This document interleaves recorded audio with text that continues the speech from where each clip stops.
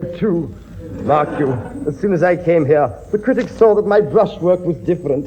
And then I discovered what it was. No paint. Is this your painting on the wall? Yes. Oh, it's a masterpiece. What is it? It's a modern painting of a woman, but the head's all wrong.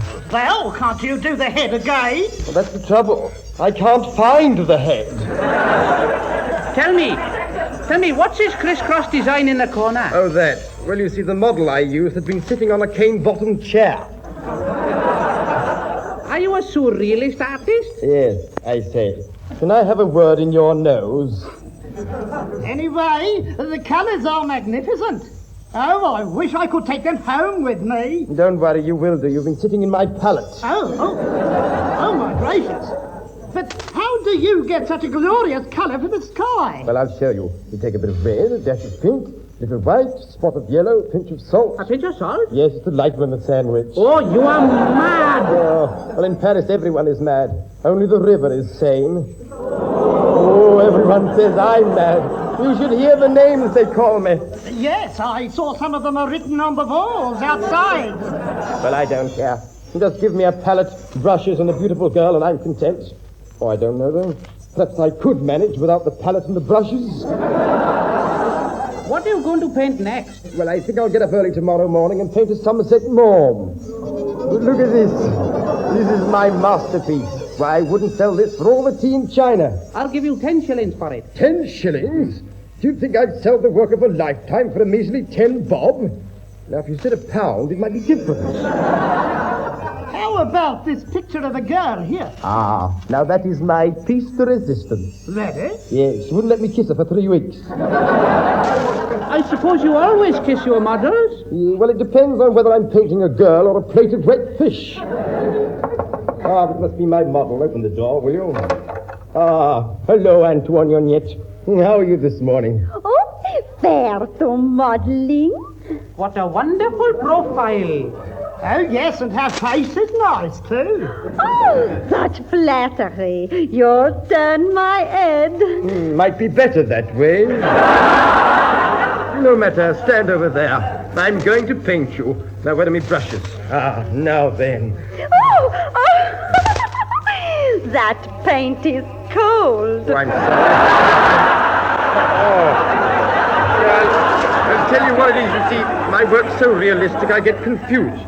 Now then, I really will paint you. There are just a dab here, a dab there, here a dab, there a dab, everywhere a dab, dab. Oh, MacDonald, I'm sorry, I carried away. Probably will be later on. Yeah, I think that's finished the portrait. Now let's have a look at it. Now I'll just step back a little to get a proper perspective. And looks all right from here. I'll move a little further back still. Just one more step back. Which one of you opened that perishing window?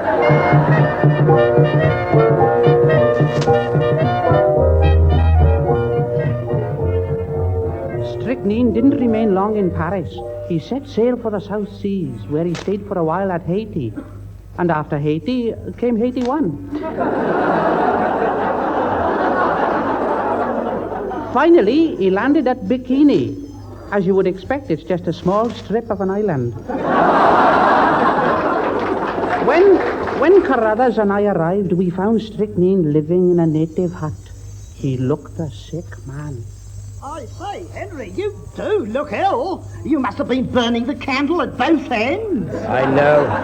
You know, I haven't been able to wear a hat or sit down for weeks. But whatever made you come here to Bikini? Oh, I don't know. Suppose I've got a wanderlust. Part of me wants to go east. Part of me wants to go west. Looks like a party who has made it. But I'm so fed up with life. Well, why don't you drink some of that whiskey you've got in that bottle by there? Oh, I can't do that by there. No, I must keep it for anti-snake treatment. But there aren't any snakes here. I know. That's why I'm so fed up. But how do you spend your time here? Well, I will tell you. I go out fishing, then I do a spot of sculpturing, then I fish some more and come back and chip away at a block of stone again. You know, life's just one round of fish and chips for me. But how about your painting? Oh, I still paint, of course. Here's one I've just finished. I'd call it The Height of Ambition. It's a picture of 2 palm trees trying to make a date. And What about this one? Ah, that's a still life picture I painted for Billy Cotton. Oh, what a lovely bunch of coconuts. I'm glad you like it. Ready. It's funny. I could have sworn I heard a knock on the door of the hut. Well, what's funny about that? We haven't got a door. Ah, it is you, Lolita. What is it? Buana want coconut milk? Oh, Buana do want coconut milk, yes. Oh, we'll come outside and get it. Marvelous the things these natives can do, you know. I've tried for hours to milk a coconut, and all I get is my hands sore. Oh, well. Bungo. Dang-ho! I say, Strychnine, how about that masterpiece you're always boasting you would paint? Oh, I painted it all right. You did? You're not fooling us. Of course I'm not. As true as I'm standing here beneath this coconut tree, as true as I'm lying here beneath this coconut tree, I have painted a real masterpiece. Well, where is it? It's inside the hut. I'll show you. Yes, here it is. There. Now then, what do you think of that, eh? Why, it's wonderful. Yes. You know, I think that at long last, I've really painted something which will make people stop dead in their tracks. It's remarkable. Those dark shadows falling across a path with a tree at each end.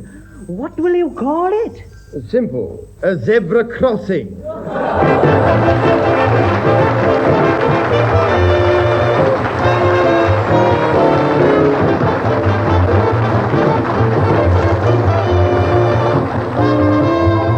And that, I'm happy to say, is the end of this week's Anything Goes, in which you heard Cherry Lynn, Johnny Morris, Harry Carter, the Ivor Raymond Seven, and your host, Benny Hill, playing havoc with a script by Bill Otwell and Bill Clout.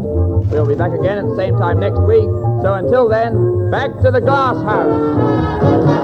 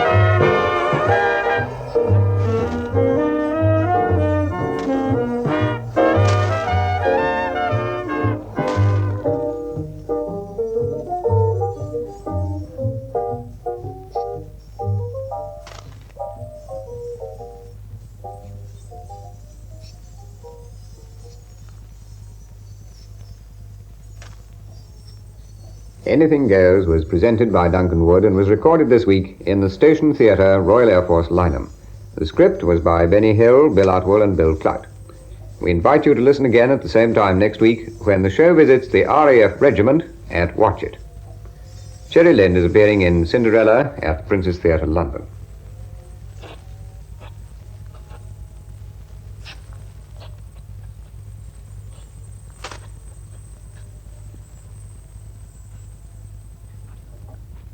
This is the BBC Home Service. Opera in Our Time. In the fifth program in this series, Anthony Hopkins is going to talk about operas of our time with a popular appeal by such composers as Menotti, Kurt Weill, Poulenc, and Ravel.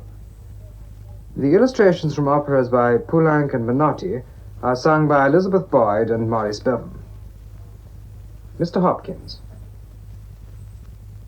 I remember someone once saying to me rather angrily, "This modern music sounds just like a lot of cats squawking away in the backyard." Could he have meant this, do you think?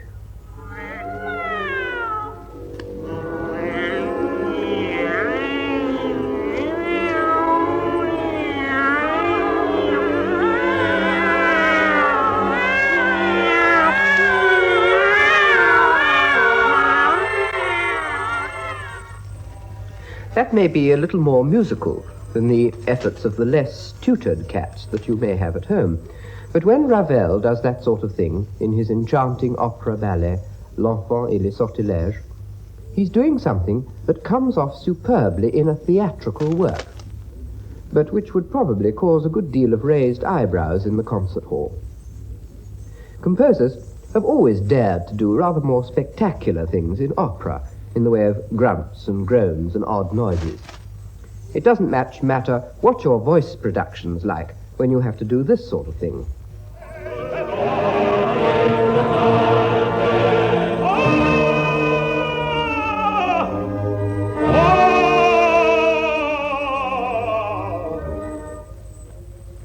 Or this.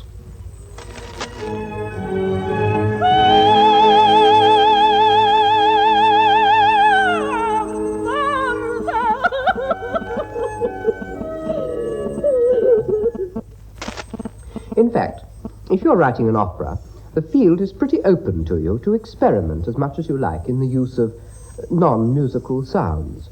And that only goes to prove that the world of opera is quite different from the world of the concert hall. Last week, I ended up by tentatively suggesting a theory that I promised to elaborate tonight. In case some of you didn't hear my first talk, I'd better propound once more. In the 19th century, one of the splendors of opera was the big set piece, the ensemble, when you had 3, 4, or even 5 singers, all singing at once their own separate lines, which were sometimes quite separate emotionally as well.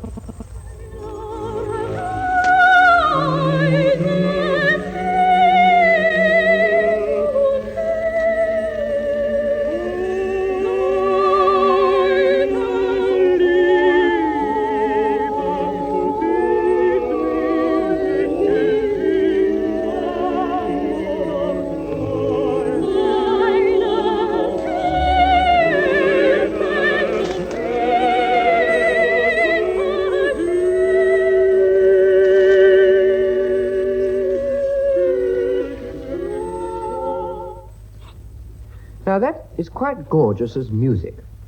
For all my occasionally catty remarks about Wagner, it's one of my favourite bits.